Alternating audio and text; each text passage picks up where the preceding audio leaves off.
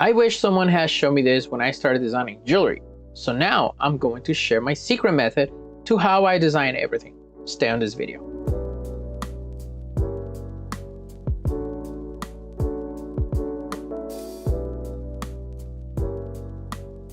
Welcome to Jewelry Creators Academy, where we make jewelry design related video tutorials. And in today's video, I'm going to share with you habits that are the foundation of how I create jewelry. And I try to be efficient. So let's get started. Habit number 1, understanding the dynamics of a finger size. And this is gonna maybe already is driving some of you crazy, but something that it's been very helpful for me is understand the dynamics of mandrels. Meaning that not all mandrels are made the same. Sometimes some people have a different mandrel, or how are they taking the finger size in the first place? Because they gave me the order to have the finger size, I return it to them and they have the wrong finger size. And so sometimes you must understand the dynamics. Also, what is a problem is when I 3D print the models, which most of the jewelry that I do is 3D printed, because also casting and processing the materials might shrink or expand the finger size. So my number 1 recommendation is understand the dynamics and give yourself room for error. Number 2 is get good at taking measurements.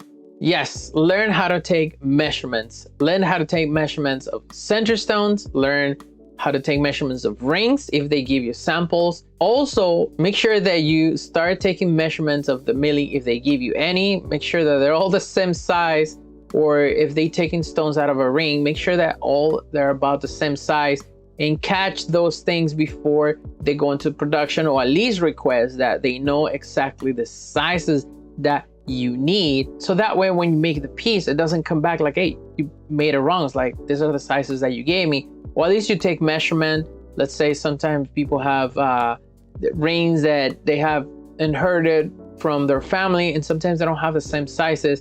That way, when you make the piece, you're able to catch that before you start making the model. And that way it doesn't seem like you don't know what you're doing. Something that I always have handy is a caliper. It's very important that you have your tools when you take measurements. So have a digital one, make sure it's calibrated as well.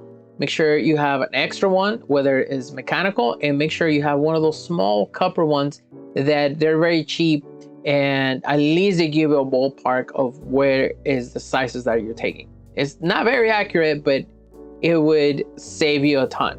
Habit number 3 is take notes of everything. Get creative in taking notes, whether it's in paper, in your tablet, on your phone. If you have a phone with a digitizer, whether you're using an iPad, some kind of tablet with a digitizer, just get creative, put it somewhere and make sure you do it. Because there's something about the human hand and the human brain writing those things out. It will help you remember even more all the instructions they're giving you. Make sure that you slow down. It's like, and ask and write it once or twice, whether it's in paper, then write it down again and write it down again. That way you remember all the details, and you might not have to write all the details, but you will remember the conversations. Another very useful tool for me is I do a lot of Zoom calls. And I love that I can record the video call or the session with my clients, because that way, if they give me instructions, I can always go back to that video and check those things out. If it was an error on the piece, I can double check if it was my mistake or the information that was given me at the first place was wrong. So there's lots of ways that you can take notes. Now, all my clients know that our sessions, especially the ones with my bigger clients where there's a lot of money involved, it's always recorded and I send a copy to them. That way we both are in the same place, and anything that was not said in the conversation that maybe wasn't written, the conversation, they can review it and just email me back and say, hey, you know, I forgot to XYZ on the model. So, or there was a question about it. Let me get back to you with finger size, stone sizes, or a deadline. Habit number 4 is have reference pictures. What do I mean about having reference pictures? I always request some kind of picture, a drawing. It doesn't necessarily need to be a picture, but it could be a drawing, something that the client or the person at least is trying to show me this is what I mean, instead of just trying to explain it to me. There's a lot of information lost in just the words, but when you have a drawing with notes on top of that, because that also I use it to take notes when I take an order or I meet with a client, a private client, I always will request pictures or drawings about the piece, and I'll make them write on it. They have to give me something so we are both accountable in the project. It's just as easy as grabbing your phone and taking a picture of the model, or where they're showing you on their phone. They can take a screenshot and share it with you and like, I like this shank, or I would like to do my setting this way, or I like this ideas. And then you put them together and you can share with your client so you both stay on the same page. Habit number 5 is one of my favorites, and it has to do with learning how to draw. What I mean about this is not that you become a sketch artist, but at least that you get in the habit of drawing at least well enough where you can draw a rendering of an idea without having to use pictures from the internet. Now you can do both. You can grab a picture from the internet and just draw on top of it. And one of my favorite tools for this is going to be my iPad. It's going to be my phone, and it's going to be in my computer when I'm meeting in Zoom calls. And I want to recommend you, this is one of my favorite applications that I always have in my iPad, in my tablet, and in my PC, and it's called SketchBook Pro. Now remember, you don't need to be an artist about it. There's a lot of tools within that software. Even if you do it on paper, at least get on the habit of making sketches, practice it, just like designing jewelry. To me, this is very helpful because I can express very complex ideas in drawings as well. Instead of explaining something might be complex, like eagle claws are done this way with the French fisheye pavé. They might not know what I mean, you know, some of my clients. And when I draw it and I kind of place it and make alterations on the go, it saves me time from having to do 3, 4, 5 versions of the same cat. So for me, drawing and getting pictures, it's a huge thing to develop, let's just say, efficiency. It's all about efficiency when I take an order or when I'm working on a collection or working on a project. I always sketch on the paper, and guess what? I can share that information on my Google Sheets, on emails, on my phone, on text. Everything keeps us together and efficient where we're developing products. So go in the description below and you can download it. And there's tons of tutorials of people make amazing drawings with this application. You can have it on your iPad, you can have it on an Android tablet, and you can use it on your computer, which is even better. The only thing that you need to be even more efficient with it is you might need one of these Wacom tablets. I love my Wacom tablet because I can just draw in here. It takes a little bit of practice, just like drawing in paper, but put it somewhere, draw somewhere, just put the information somewhere, practice at it, and it would save you hundreds of hours. If you have designed it for a long time, it will save you even more time, and you get to finish the product quicker. Now, all this is easier said than done, so let's put these habits into practice. I'm gonna do a free session for you, and I'm gonna create something, and I'll give you a little bit of quick 3D modeling lessons just for watching this video. A little side note before I forget, if you want to see more content like this, subscribe to the channel. If you find this information helpful, please like the video and share it with your friends. It means the world to us, and it helps us to keep making more videos like the one you're watching. In the description of the video, there's going to be links for more information. Especially, you can sign into our academy where you can find more videos and more information to elevate your skills. Now, let's get back into the video.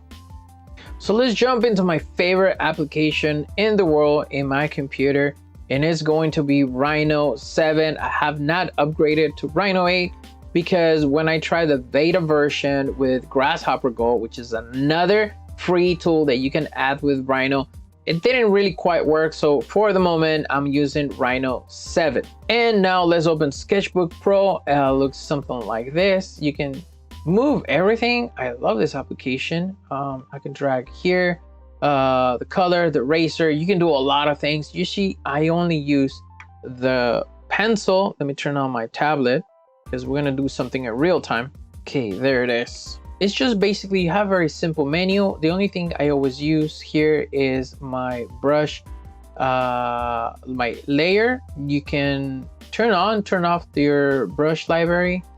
It's not necessary for this session. And one thing that I use the most is my layers and my mirroring, because once you start mirroring things, it's gonna save you tons of time. Okay, so the two buttons that I use a lot is space, because with space I can zoom in, zoom out in my my entire canvas. I can move it around.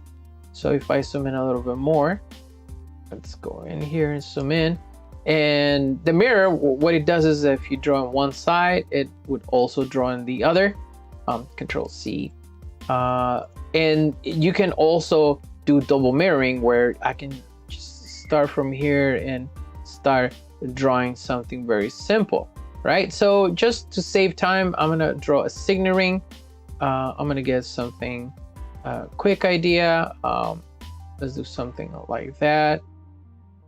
Maybe a little bit more here, and it just takes a little bit of practice. So also with space, what you can rotate the entire canvas, and you can draw in sections like it's difficult to draw. Like if I want to do a shank here right now, it's not that great to draw there. Maybe here, and just it makes it easier, just like if you're flipping the paper to get the best angle. I think I like it there. It will snap right on center when you get close to it. And you can also, with the letter B, move just the picture without having to move the entire canvas if you're gonna have multiple drawings. But we're gonna get into more detail in another video about it. So let's just hit space, zoom in, and let me grab here. It's still in mirror, so I'm gonna select here, and I'm gonna do like a slight bevel because I wanted to look there. And you know, even if you want, you can do some kind of designs. You can do lots of things in here, and you don't have to draw it twice. I love this tool, but I'm gonna show you very quickly something I love about this software, and it has to do with my layers, and it's just something I developed over the years. So I have my through finger view, but if I go in here and I create another layer, and I select this one, I'm gonna dim it a little bit, and I go to my another layer. Now what I can do here, I can start drawing the profile picture or the side view, and I can go in here and tell it I wanted to go here, and I want to go down here, and I can rotate everything the same way I was doing it before. Move it there, and let's just go somewhere around here. Let's zoom out or zoom in just to get a nice clear idea of what I'm doing. And maybe I want it here. Okay, let's rotate this way now. Which way? This way will be better. Okay, zoom in and then drag the canvas, and right here what I want is, I want a nice rounded area. I can then dim this one completely out of the way. I can turn it off if I need to, and let's just erase a little bit of this section here that I don't need. Whoops, doing on the wrong layer. Make sure you always use the right layer, otherwise I think I erased something on this other layer here. Yep, I erased something, so that'll be easier to turn that off if I turn this one on. And I select it, go back to my pencil, whatever I erase, I would do another picture about it. Okay, you can just keep drawing. So that will be my two views. Let's go back and try to center it. Just goes right in center. Zoom out, and let's bring it here. Now I have two pictures. I have that one, I have my side view, and I can compare them with this. Let's grab that and just dim it down. Let's go in here. Let's still grab this, and we do the bevel that I like in this piece, just there. It's very quick. It's not too complicated. If you have a Cintiq, it would be a lot easier. I also have a Cintiq Pro 16, which is basically a display that you can draw on it. It's basically the same thing, but instead of having a tablet like this, you're drawing on the screen. So those are very handy. The 16-inch was very portable. That's why I got a 16, but you can get 24, I think up to 32, but they're very expensive. So just make sure you go on your budget. All right, so we have this piece here. I have 2 views, right? And I can add a third one. Let's go a third layer, and I can do my top view. And for that one, let's just, why not just open this 4. Let's open this one up. And for this one, let's say I create something like this. I can draw straight lines. Where is my ruler? I can say, okay, I need this one around here. Let's see, around there. And can I move it? Okay, right here. Let's say it's around there. Let's turn that off. Let's turn off the ruler. Okay, and we keep drawing. So that's my center. Let's just do a cushion, because I'm gonna look for a cushion stone right now, and then I can just draw the kind of like how I want this ring. Let's turn that on. Okay, that looks pretty good. And let's rotate it here. Go snap, and I can just start drawing in this direction. Do I have that side view? Okay, how far can I go? Okay, actually, let's get the razor, make sure I'm on my top view. Let's delete all this.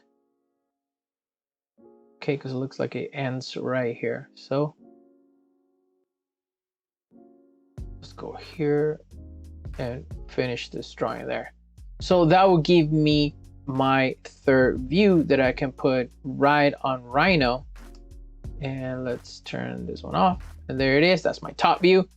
And I'm pretty much done. So this is the reason why I love SketchBook, and I would rather use SketchBook than draw it by hand or make it a little bit more difficult for me.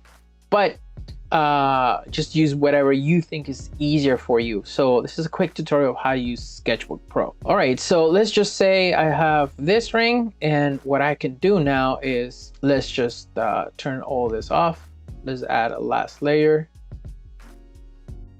Okay, last layer, and here, this one, I'm not gonna put any mirroring. I'm gonna change the color to maybe red, and I'm gonna turn this one on, and now can write notes. And I say cushion, say 2 carats, and it's a size, let's just say my wife's size 5.5 or 1, or here Control Z, and let's say it's a size 1.5. And then let's do a men's ring as well. And let's say, let's use a radiant cut. Radiant cut. Nah, I don't know, 8x7. Okay, there it is. Now it filled up. Okay, a little bit darker. I'm just pressing and dragging it, and it lets me get a little bit of darker color. Let's just 2 signet rings. 2 signet rings. I'm gonna put a square on it, and let's say his, it's a size, what's me, a size 10. I'll drawing here that it's her size. I'll put his size, just make sure it's there. Radiant cut, 8x7, size 10, men's ring. Let's just leave diamond, because I can look for a cert right now and make this quick ring. Okay, all right, and now I can save this, and this is 1 layer. This is my 2nd layer, and now what I can use, one of my favorite tools, it's called snipping tool, and it looks like this. And now I can grab this view and save it and tell it this, I need it to be my top. Let me just show you when I'm writing. This is gonna be my top view, same folder. Okay, I drag it down, turn it off. That is my This is gonna be my right view. Do the same.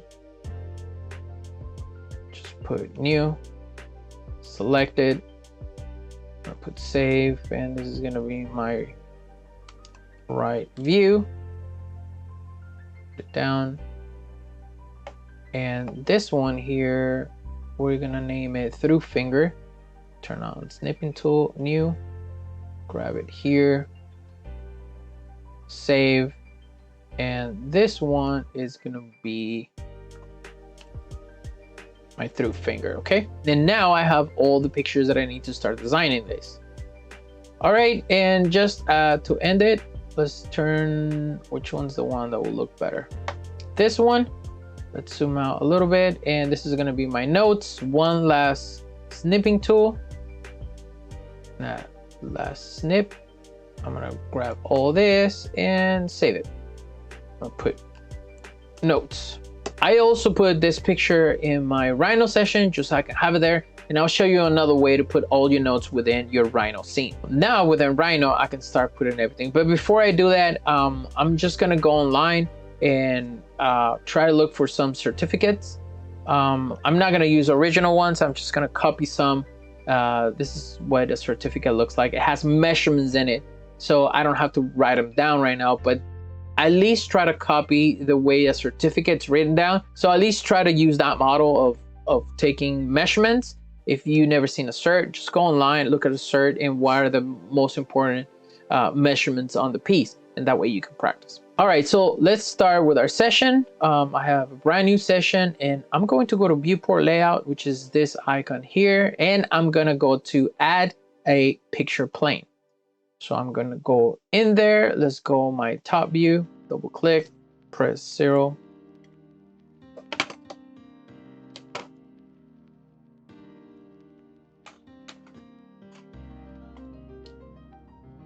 And I have my first picture.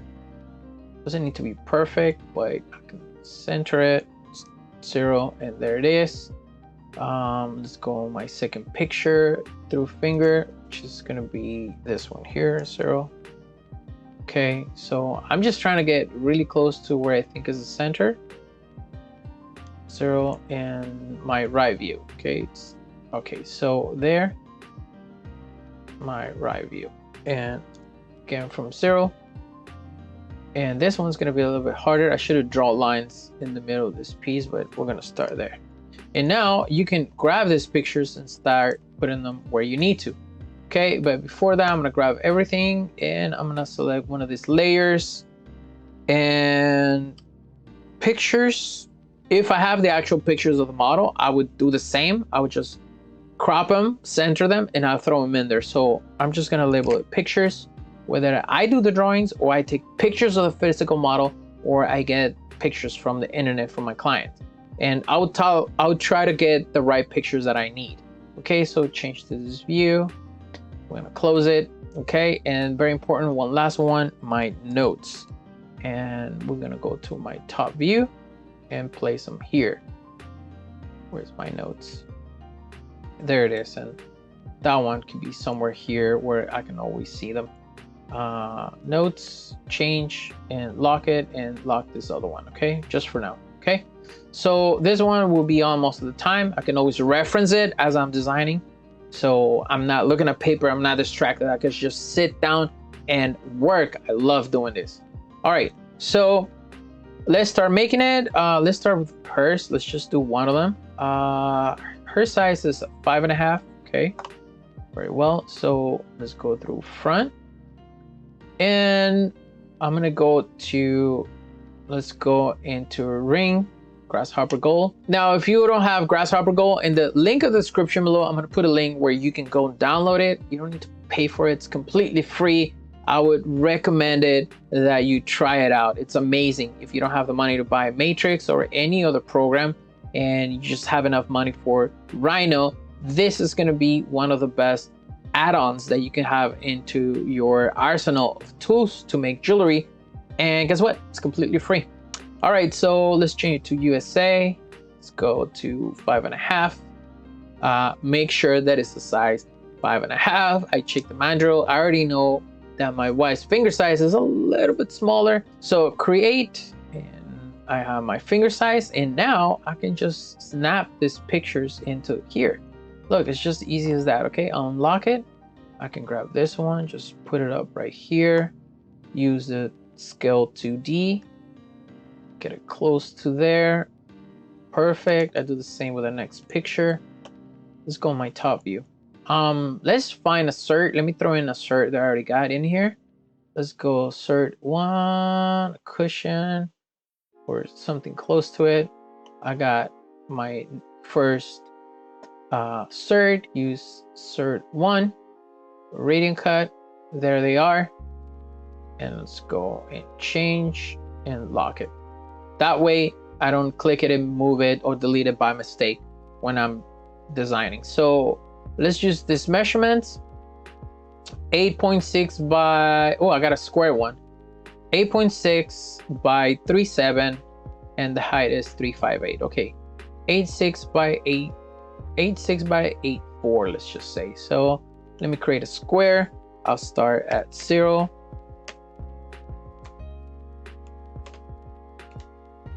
Let's grab just a regular square. Let's change to my red layer. I love to design a red layer, all my curves. Remember, the secrets is on the curves. Whatever you put your curves, you could put anything you want. Kind of like you can put your mind. You know that saying that says you can do anything that you put your mind into? It's the same with Rhino. You can do anything you want where you place the right curves. Wherever you place your curves, start with the basic, just kind of building a building. Your curves are the foundation to everything. So it's very important that you understand how they work. Okay, pre-lesson. Okay, your curves. Okay, and once you have your curves, you can rebuild them, move them, place them to the points that you need to design. Then from there you can create surfaces. Don't go into solids just yet. Create some surfaces so you can work with. Use sweeps, lofts, network curves or revolves, anything that will help you translate those curves into surfaces. And then you start working on the solid, cut in here, cut in there, put in stones, put in prongs, all that jazz. It sounds easier said than done, but at least you have a base that if your curves are done right, just like if your notes are right, everything else will go smoothly. All right, so let's go here. Letter C to start in center, 0, so we can start as a square, and 8.6, enter by 8.4. And that's kind of like the size that we need. I can select that one now and make it a little bit smaller. And let's see which measurements are the longest. So from here to here is 8.4. From here to here is 8.6. So that's okay. I want the widest part in that direction. So I'm gonna extend it here. And that looks a little bit better. Let's bring this down here. And I think right there will look great. Now let's work on the last picture, which is the through finger. I mean the right view, which is this one here. And this one's a little bit tricky, but usually what I do is I lower it here, Control M to put all my views, and I kind of just eyeball it, trying to put it in there. And let me grab the scale 2D, start from here, because this is where I try to put it. And let's try to get it to kind of where it falls here. Yeah, that's pretty good. And let's just center a little bit more. It's not very centered. Just drag it to the center. All right, I think that looks great. My top, my side. And let's just lock those pictures so I can start designing. Now that I have my pictures and I have my overall measurements, now I can start designing. Now I'm gonna do a quick speed designing just so you can see what you can do when you set this right. I'm not gonna do anything fancy, just regular curves. And I'm gonna use for signet rings, I use network of curves, and you're gonna see how easy it is to make this, okay?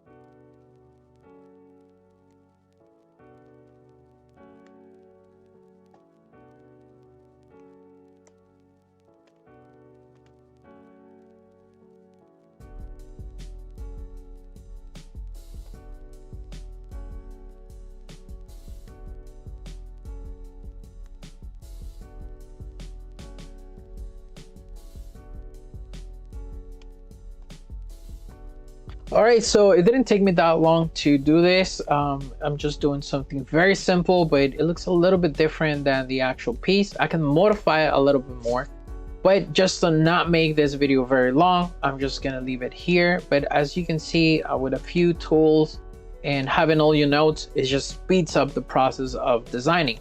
Now, this is one of my favorite tools within Rhino that I use all the time, and it's making notes in here. So if you don't have this tab right here, you go to this icon right here in the corner, you click on it, and it's gonna be like right here. It says notes, just click on it, and now you can write your notes in here. So I can say hers is size 5.5, cushion 8.6 by 8.4. I have the cert. Okay, but here is the cool thing about it. Since I'm using Grasshopper Gold, I can say how much does this stone weight, and I can write it in there. So it's a 3.18 carat. So 3.18 carats times whatever, I don't know, let's go $2,000 per carat. And you can start adding all your notes in here. You know, it's like, let's say $2,500 a carat. Let's go generous, you know, $2,500 per carat. What else? I need to write down how much is it gonna weight. So I select it. I go to my tools, where G tools, Grasshopper tools, select my weight tool, select my object, and it would tell me 18K 17.35 approximately. Copy my text. I go in here, Control B to paste it. It tells me a lot of information, CNC, a lot of information that is in here. Maybe all these I don't need it. Maybe just the platinum right there. And you can do 18 white. I don't know what this is, but I don't need this here either. Do I have 18 white? Yes. Silver. Wait, I do need silver, so let's delete that. 10K 14, 18, 22, silver, platinum, I think palladium. I didn't check if there was any palladium, but at least you see this here. Okay, I got those, and I can put whatever is the price per gram casting. I can add how much per labor, the sign, how much for it. I can, what else, what can I add? I can add printing, very important, and all my notes can be in here. And there's something really cool about doing this. Let's say the whole ring came out to a total of $10,000, right? And deposit, everything's here. Now I'm gonna save my file, save as wire string. Let's just start with that. And I'm gonna show you something really cool with this file, okay? I'm gonna go new, okay? Open. And making those notes might not seem like a lot, but instead of opening and looking for information all the time about my files, if I just go to open and I hover in here, I haven't even opened the file. I have all my notes accessible. How much it was? 10 grand. I can put all the information from the cert here, and instead of going through files and papers and notes, so when I make my designs, all the information's there. I have my fingertips all the time. Look, all the information is there. Now I can't change it. Let's grab it, put a little bit there. I can't change it, I can't edit it, but at least I can grab all this and copy it. Can I? I don't even know if I can. No, I cannot add any information in it. But instead of going through files, let's say I have 100 and I'm trying to look for one individually, I would also put the name of the file. Okay, that's my wife's ring. How much was it? Oh, $79.50 per carat. It's like, oh, you know what? Can you get something cheaper, whatever? Or they ask me how much it costs per carat because it was $79.50. Oh, it was $2,500 per carat. You know, it was 3.18 carats. So with this, you save a lot of time. This is one of my favorite tools that I just recently started using a few years ago. I didn't know I had access to it, but I just started clicking and messing around with things so I can make my life easier as I create a lot of product. Thank you so much for taking the time to watch the entire video. Don't forget to share and like this video because it helps us a lot. Leave a comment, a question, or if you have suggestions, they are welcome. Subscribe to the channel if you haven't already. And if you click the bell icon, YouTube will let you know every time we have new content or new videos. That way you don't miss out on any new content that we make. Thank you so much, my friends. My contact information is in the description of the video, and I will see you in another video. God bless you guys. Ciao.